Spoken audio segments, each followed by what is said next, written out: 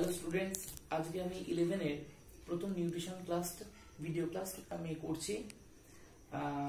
Nutrition তোমরা প্রথমেই হয়তো আজকে যে চ্যাপ্টারটা পড়তে যাব আমরা, বা যে সাবজেক্টটা আজকে তোমরা নিউট্রিশন নিচ্ছ, প্রথমে আগে দু একটা কথা এই সম্বন্ধে একটু বলে রাখি যে এটাকে অনেকে লাইফ সায়েন্সের সাথে সমান করে ভাবলেও পুরোপুরি কিন্তু এটা নয়। এবং এই নিউট্রিশনকে অনেকে তোমরা আর্টসের সাবজেক্ট ভাবলেও এটা কিন্তু টোটাল আগে বলে দিই এটা একটা সায়েন্স বেসড সাবজেক্ট। সুতরাং এটাকে নাম্বার তোলা যেমন সোজা, সেরকম ভাবে যদি তুমি সায়েন্টিফিক্যালি না লেখো তাহলে তোমরা এখানে নাম্বারও ভালো উঠতে পারবে না। সুতরাং এটাকে খুব হালকাভাবে নিও না, কারণ এই সাবজেক্টটা নিয়ে পরবর্তীকালে এখন অনেক স্কোপ বেড়ে গেছে এবং অনেক চাকরির সুযোগও বেড়ে গেছে। সুতরাং এই সাবজেক্টটা তোমাদের কিন্তু অনেক গুরুত্বপূর্ণ ইন ফিউচারের ক্ষেত্রেও।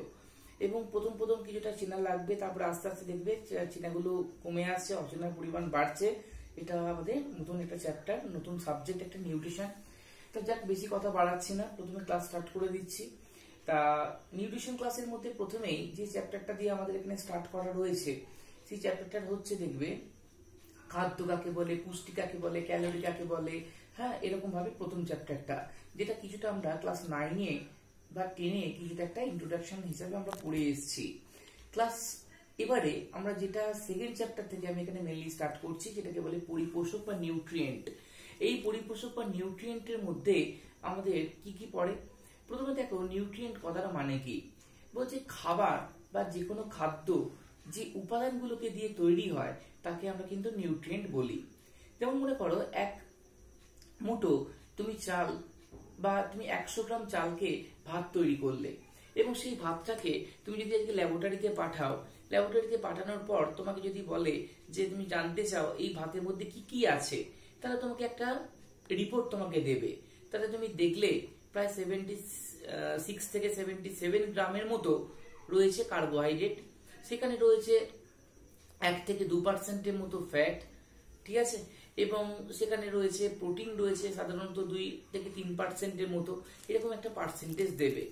তার মানে আমি বলতে পারি যে চাল বা ভাত, এটাকে যখন ল্যাবেতে আমি টেস্টিং করলাম, তাতে ম্যাক্সিমাম 77% মতোই আমি কার্বোহাইড্রেট পেলাম। তাহলে চালকে আমি বলতে পারলাম কার্বোহাইড্রেট খাদ্য। কিন্তু চালের মধ্যে বাকি উপাদানও আছে, কিন্তু সেটা অল্প পরিমাণে আছে, তাই তো? এই জন্যে আমরা চাল বা গম, মাছ, মাংস, এটা সবাই মিশ্র খাদ্য। অর্থাৎ এই খাদ্যগুলোয় অন্যান্য উপাদান আছে, কিন্তু একটা উপাদান বেশি আছে। যেমন মাছ, মাংস, ডালে আজকে প্রোটিন বেশি থাকে বলে এগুলোকে আমরা প্রোটিন জাতীয় খাদ্য বলি।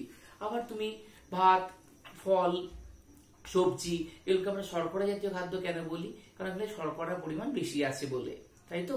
আবার তুমি ঘি, মাখন, এগুলোকে আমরা কি বলি? ফ্যাট জাতীয় খাদ্য, কারণ এখানে ফ্যাটের পরিমাণ বেশি আছে বলে। বলে দেখো, পৃথিবীতে কয়েকটা খাদ্য আছে যেটা একটাই উপাদান দিয়ে তৈরি হয়। যেমন চিনি, আমি বলতে পারি চিনি শুধুমাত্র শর্করা দিয়েই তৈরি।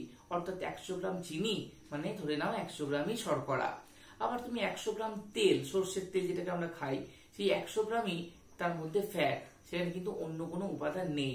তাহলে এরকম ভাবে চিনি, তেল, কয়েকটা উপাদানকে বাদ দিলে খাদ্যকে, বাকি সব খাদ্যই বলতে গেলে মিশ্র খাদ্য। তাহলে আমাদের প্রথমেই জানতে হবে, তাহলে খাদ্য যে উপাদানগুলোকে দিয়ে তৈরি হয় তাদেরকে আমরা পরিপোষক বা নিউট্রিয়েন্ট বলি। তা এরকম নিউট্রিয়েন্টের সংখ্যা কটা একটু বলে নিই। প্রথমে দেখো, কার্বোহাইড্রেট, প্রোটিন, ফ্যাট, ভিটামিন, খনিজ লবণ বা মিনারেলস, জল। বর্তমানকালে আরেকটা নতুন যুক্ত হয়েছে, সেটা হচ্ছে তন্তু বা ফাইবার বা ফুড ফাইবার যেটাকে আমরা বলি। তাহলে মোট কটা হলো? Carbohydrate, protein, fat, vitamin, minerals বা খনিজ লবণ, জল এবং তন্তু। তাহলে দেখো, মোট 7টা, আগে ছিল 6টা, তন্তুকে যুক্ত করলে মোট 7টা উপাদান দিয়ে আমাদের খাদ্য তৈরি। এগুলোকে আমরা পরিপোষক বলি। তাহলে প্রথম পরিপোষক আজকে আমরা সম্বন্ধে আলোচনা করতে যাচ্ছি, তার নাম দেখো কার্বোহাইড্রেট। তাহলে কার্বোহাইড্রেট কি, কার্বোহাইড্রেট সম্বন্ধে আজকে আমি তোমাদেরকে এই ক্লাসটা নিতে যাচ্ছি, প্রথম পরিপোষক আমাদের চ্যাপ্টারের। ওকে, প্রথমে দেখো, আজকে আমরা বেঁচে থাকার জন্য যে খাবারগুলো খাই সকাল থেকে রাত পর্যন্ত, তার মধ্যে কার্বোহাইড্রেট জাতীয় খাদ্য কিন্তু সব থেকে বেশি খাই। অর্থাৎ প্রোটিন, ফ্যাট, অন্যান্য খাদ্য উপাদানের তুলনায় কার্বোহাইড্রেটের পরিমাণটাই আমরা সব থেকে বেশি খাই। তার কারণ কার্বোহাইড্রেট আমাদের শক্তি প্রদান করে, অর্থাৎ কার্বোহাইড্রেট থেকেই আমরা দেহের 60 থেকে 70% ক্যালোরি বা এনার্জি পেয়ে থাকি, যার জন্য সারা দিনের খাদ্য তালিকায় আমরা কার্বোহাইড্রেটকে বেশি রাখি এবং কার্বোহাইড্রেট বেশি খাই। এই জন্যে কার্বোহাইড্রেটের আরেকটা নাম আমরা বলতে পারি জ্বালানি খাদ্য বা ফুয়েল ফুড। ঠিক আছে, তাহলে প্রত্যেককে আগে আমাদের কার্বোহাইড্রেট কি, তার কেমিক্যাল স্ট্রাকচার কি, ওটা একটু আগে জেনে নেওয়া দরকার।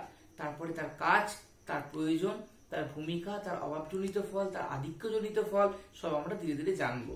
ঠিক আছে, প্রথমে আগে একটি কেমিস্ট্রির ভেতরে একটু প্রবেশ করি, কারণ একটু ছোট্ট পার্ট কেমিস্ট্রি না বলে নিলে কার্বোহাইড্রেট ব্যাপারটা কি তোমাদের কাছে বোধগম্য হবে না। প্রথমে দেখো, আমরা কার্বোহাইড্রেট পড়তে গেলে আজকে এখানে চলতি কথায় 3টে কার্বোহাইড্রেটের স্ট্রাকচার আগে আমাদেরকে জানতে হবে। দেখো, সব থেকে প্রথম কার্বোহাইড্রেটের নাম আমরা লিখলাম গ্লুকোজ, ভালো কথা। সেকেন্ড কার্বোহাইড্রেটের আমরা স্ট্রাকচার যেটা জানবো তার নাম হচ্ছে ফ্রুক্টোজ, হলো। আর লাস্টেরটাকে আমরা বললাম গ্যালাক্টোজ। তাহলে এই 3টে কার্বোহাইড্রেটের গঠন আগে কিন্তু আমাদের একটু জেনে নিতে হবে। সব থেকে প্রথমে দেখো গ্লুকোজ। তার আগেই তোমরা মাধ্যমিকে যখন কেমিস্ট্রি চ্যাপ্টারে একদম লাস্ট অর্গানিক কেমিস্ট্রি পড়েছো, সেখানে নিশ্চয়ই একটা জিনিস পড়েছিলে, কার্বনের মানে এরা সবাই জৈব যৌগ, অর্থাৎ জৈব যৌগ মানে অর্গানিক কম্পাউন্ড। অর্গানিক কম্পাউন্ডের মধ্যে আমরা জানি কার্বন থাকবেই, অর্থাৎ কার্বন ছাড়া অর্গানিক কম্পাউন্ড তৈরি হয় না। এবং এই অর্গানিক কম্পাউন্ড বা জৈব যৌগের মধ্যে কার্বনের যোজ্যতা হলো বা ভ্যালেন্সি যেটাকে আমরা বলি সেটা হলো 4। তাহলে সেরকম ভাবে আমি কার্বোহাইড্রেট স্ট্রাকচার আঁকছি। দেখো, গ্লুকোজের সংকেত হচ্ছে C6H12O6 এবং এই কার্বোহাইড্রেটের এবং গ্লুকোজের সবথেকে সরল শর্করা হচ্ছে গ্লুকোজ। তার গঠনটা একটু আঁকছি, দেখে নাও। 1 2 3 4 5 6। দেখো, আমি 6টা কার্বন এঁকে নিয়েছি। 1 2 3 4 করে যদি নাম দিই 6 নম্বর কার্বন। এবারে দেখো, কার্বনের যোজ্যতা 4 বলেছি। দেখো 1 2 3 4 এই বন্ডগুলো হচ্ছে তার যোজ্যতা। 1 2 হয়ে গেছে 3 আর 1 4, ভালো কথা। তাহলে এই জায়গায় আমি ও দিলাম, এখানে একটা এইচ দিলাম, ভালো কথা। 1 এটা কত নম্বর কার্বন? 1 2 3 4, তাই তো, সরি 5 6 এই কার্বনগুলোর নাম দিলাম। 3 নম্বর কার্বনে এবার কার্বনের যোজ্যতা কত? 4। তো 1 2 3 4, তাহলে এগুলো করে দেওয়া মানে কার্বনের যোজ্যতা সব 4 হয়ে গেল। তাহলে প্রত্যেকটা কার্বনের যোজ্যতা 1 2 3 4 1 2 3 4 করে 4 হয়ে গেছে। এবং তাহলে এই কার্বনটা 4 কি করে হলো? 1 2 3 4। আচ্ছা, এবারে দেখো 1 2 3 এই 3 নম্বর কার্বনে এখানে OH-টাকে আমি বাঁ দিকে দিলাম, আর বাকি সব কার্বনের OH গুলোকে বা হাইড্রক্সিল মূলকগুলোকে আমি সব ডান দিকে দিয়ে দিলাম, বুঝতে পারলে? আর এখানে আমি কি দিলাম? সব H পরমাণু। দেখো, তাহলে এখানে গুণে দেখো, কার্বন আছে 6টা, হাইড্রোজেন আছে 12টা, আর অক্সিজেন আছে 6টা। তাহলে এখানে সবকটা OH ডান দিকে, একমাত্র 1 2 3 নম্বর কার্বনের OH-টা দেখো বাঁ দিকে। তার মানে এটা এমন একটা যৌগ যার মধ্যে কম্পাউন্ড, যার মধ্যে OH কিন্তু আছে 5টা। দেখো 1 2 3 4 5। আর দেখো এইটা একটা মূলক, যে মূলকটাকে আমরা বলি অ্যালডিহাইড মূলক, CHO, তাই তো। দেখো এখানে লিখলে CHO, অ্যালডিহাইড মূলক। এই মূলক আছে কিন্তু একটা। তাহলে কি বললাম বলে, এখানে OH মূলক আছে কটা? 5টা। আর অ্যালডিহাইড মূলক আছে কটা? একটা। এটা হচ্ছে গ্লুকোজের স্ট্রাকচার। এর পরের স্ট্রাকচারটা আমরা যেটা বলছি সেটা হচ্ছে ফ্রুক্টোজ। ফ্রুক্টোজের স্ট্রাকচারটা কি একটু একবার ভালো করে দেখে নাও। এখানেও ফ্রুক্টোজের সংকেত আগে বলে দিই, C6H12O6, এটাও কিন্তু ফ্রুক্টোজের স্ট্রাকচার। তাহলে এখানে কার্বন এই স্ট্রাকচারটা কিরকম দেখো, এখানেও 6টা কার্বন লেখো, 1 2 3 4 5 6, 1 2 3 4 5 6। এখানে ভালো করে দেখো, এখানেও 4 করতে গেলে শুধু 2 নম্বর কার্বনে এখানে CO পড়বে। CO মানে কিটোন মূলক। এখানে যেমন অ্যালডিহাইড মূলক করেছিলাম, এখানে কিটোন। দেখো এখানে এর যোজ্যতা 4, 1 2 3 4, দেখো হয়েছে। আর বাকি এখানে কিন্তু 1 আর দিলাম না, এখানে 5 হয়ে যেত। কার্বনের যোজ্যতা 4 কমপ্লিট হয়ে গেছে, 1 2 3 4। এবারে দেখো বাকিগুলো সব 4 করতে গেলে দুপাশে এরকম বন্ড দিলাম। এখানেও ঠিক 1 2 3 নম্বর কার্বনটায় ওইচটা বাঁ দিকে দিয়ে দিলে, আর সব ওইচ গুলোকে ডান দিকে দিয়ে দিলে। বুঝতে পারলে কি বললাম? আর এগুলো সব এইচ দিয়ে দিলাম। এখানেও কি ওইচ এইচ এইচ। তাহলে ভালো করে দেখো, এই পুরো যে স্ট্রাকচারটা আমি এঁকেছি, এখানে কিন্তু একটা মূলক হচ্ছে সিও, দেখো এটাকে আমরা কিটোন গ্রুপ বলছি, তাই তো? আর বাকি এই যে ওইচ গ্রুপ আছে, এখানেও কিন্তু ওইচ গ্রুপ 5টা আর কিটোন গ্রুপ 1টা, ঠিক আছে? এটা হচ্ছে ফ্রুক্টোজের স্ট্রাকচার। অর্থাৎ এখানে অ্যালডিহাইড গ্রুপের পরিবর্তে এখানে কিটোন গ্রুপ রয়েছে, এবং বাকিগুলো কিন্তু ওইচ, আর ওইচটা 3 নম্বর কার্বনে কোন দিকে বলো? লেফট সাইডে, মানে বাঁ দিকে। গ্যালাক্টোজের স্ট্রাকচার আর গ্লুকোজের স্ট্রাকচার একই রকম, শুধু এখানে 3 নম্বরের জায়গায় 3 আর 4 দুটোতেই বাঁ দিকে চলে আসবে।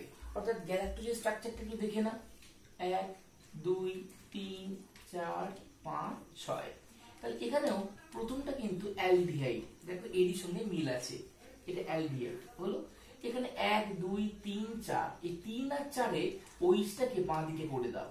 এর যেমন 3 নম্বরে ওইচ বাঁ দিকে ছিল, এখানে 3 আর 4 দুটোরই ওইচ বাঁ দিকে করে দিলাম। ভালো কথা। এগুলো আর বাকিগুলো সব ওইচ কোন দিকে করবো বলো? ডান দিকে। আর বাকিগুলো সব এইচ দিয়ে দিলাম। হয়েছে? এটা হচ্ছে গ্যালাক্টোজের স্ট্রাকচার। তাহলে গ্লুকোজ আর গ্যালাক্টোজের স্ট্রাকচার প্রায় একই রকম, শুধু একটাই পার্থক্য, এখানে শুধু 3 নম্বরে ওইচ, 3 নম্বর কার্বনে ওইচটা বাঁ দিকে চলে এসেছিল, এখানে 3 এবং 4 এই দুটোতে ওইচ বাঁ দিকে চলে এসেছে। তাহলে এটা হচ্ছে গ্যালাক্টোজের স্ট্রাকচার। এবারে আমি যে কথাগুলো একটু বলে নিই, দেখে নাও। আমাদের পৃথিবীতে যত এই কার্বোহাইড্রেট তুমি আঁকবে, তাহলে কার্বোহাইড্রেট কাকে বলে? তাহলে এই সংজ্ঞাটা আমরা বলতে গেলে এই স্ট্রাকচারটাকে দিয়ে তার সংজ্ঞাটা একটু বলে নিই। প্রথমে দেখো, যে সকল জৈব যৌগে ওইচ মূলক থাকবে অনেকগুলো, আর তার সাথে থাকবে একটা সিএইচও কিংবা একটা সিও মূলক। সিএইচও মানে অ্যালডিহাইড আর সিও মানে কিটোন। তাহলে এক কথায় পলিহাইড্রক্সি অ্যালডিহাইড কিংবা পলিহাইড্রক্সি কিটোন, এদেরকে আমরা কার্বোহাইড্রেট বলি। পলিহাইড্রক্সি মানে, পলি মানে অনেকগুলো, হাইড্রক্সি মানে যার মধ্যে ওইচ মূলক আছে আর সঙ্গে একটা সিএইচও। তাহলে পলিহাইড্রক্সি অ্যালডিহাইড যেমন এইটা, আর পলিহাইড্রক্সি কিটোন অর্থাৎ যার মধ্যে ওইচ অনেকগুলো আর সঙ্গে একটা কিটোন গ্রুপ থাকলো, এগুলোকে আমরা কার্বোহাইড্রেট বলতে পারি। তোমরা পৃথিবীতে যে কোনো কার্বোহাইড্রেটের মধ্যে একটা সবথেকে বোঝার উপায় হলো এর হাইড্রোজেন আর অক্সিজেনের অনুপাত সবসময় 2:1 হবে। দেখো 2:1 কি করে হচ্ছে? গ্লুকোজ, ফ্রুক্টোজের এর স্ট্রাকচার গুলো দেখো, কার্বন আছে ভালো করে দেখো 12টা, ভালো কথা। আর হাইড্রোজেন আছে কটা বলো? 6টা। তাহলে এখানে হাইড্রোজেন আর অক্সিজেনের যে অনুপাত যদি আমি করি, তাহলে এটা হতে যাচ্ছে 2:1। তাহলে এখানে একটা শর্ট কোশ্চেন আসতেই পারে, কার্বোহাইড্রেটের মধ্যে হাইড্রোজেন আর অক্সিজেনের রেশিও বা অনুপাত কত? সেটা কত? 2:1 হয়ে গেল। তাহলে আমরা কার্বোহাইড্রেটের মধ্যে 3টে জিনিসকে আঁকলাম। তাহলে এখানে একটা কথা বলে দিই, শুনে নাও। প্রথমে এই কার্বোহাইড্রেট গুলোর মধ্যে কার্বনের পরিমাণ 6টা। তাহলে এই কার্বন গুলো যেখানে 6টা আছে, সেই কার্বোহাইড্রেট গুলোকে আমরা হেক্সোজ বলি। তাহলে হেক্সোজ কথাটা মানে যে কার্বোহাইড্রেটের একটা অণুতে কার্বন পরমাণু 6টা রয়েছে, তাকে আমরা হেক্সোজ বলি। এই হেক্সোজের মধ্যে যে হেক্সোজটার মধ্যে অ্যালডিহাইড গ্রুপ রয়েছে, তাকে আমরা অ্যালডোহেক্সোজ বলি। যেমন আমরা গ্লুকোজ হচ্ছে একটা অ্যালডোহেক্সোজ, বোঝা গেছে? তাহলে হেক্সোজ কথাটা মানে কি? যে কার্বোহাইড্রেট একটা অণু তৈরি করতে 6টা কার্বন পরমাণু প্রয়োজন, তাকে আমরা হেক্সোজ বলি। আর হেক্সোজের মধ্যে যদি অ্যালডিহাইড গ্রুপ বর্তমান থাকে, এটা সিএইচ মানে অ্যালডিহাইড, তাকে আমরা অ্যালডোহেক্সোজ বলি। আবার দেখো এই পুরো জিনিসটা, এটা একটা হেক্সোজ, কেন? এখানেও কার্বন আছে 6টা, কিন্তু এই কার্বন, এই 6টা কার্বন দিয়ে তৈরি, এটাকে হেক্সোজ বললাম, ফ্রুক্টোজ। কিন্তু এর মধ্যে কিটোন গ্রুপ রয়েছে সিও, সেই জন্য এটাকে বলে কিটোহেক্সোজ। তাহলে অ্যালডোহেক্সোজ, কিটোহেক্সোজ। তাহলে একটা অ্যালডোহেক্সোজের উদাহরণ হচ্ছে গ্লুকোজ, একটা কিটোহেক্সোজের উদাহরণ হচ্ছে ফ্রুক্টোজ। এই দুটো স্ট্রাকচার একটু ভালো করে মনে রেখো। মোটামুটি আমরা বুঝতে পারলাম হোয়াট ইজ কার্বোহাইড্রেট, তাই তো? এবারে আমাদের কার্বোহাইড্রেটের ভাগ পড়বো, অর্থাৎ ক্লাসিফিকেশন অফ কার্বোহাইড্রেট। ক্লাসিফিকেশন মানে কি? শ্রেণী বিভাগ। অর্থাৎ কার্বোহাইড্রেটকে তার আণবিক গঠন অনুযায়ী আমরা কটা ভাগে ভাগ করব, according to their molecular structure. Okay, বলছি একটু দেখে নাও।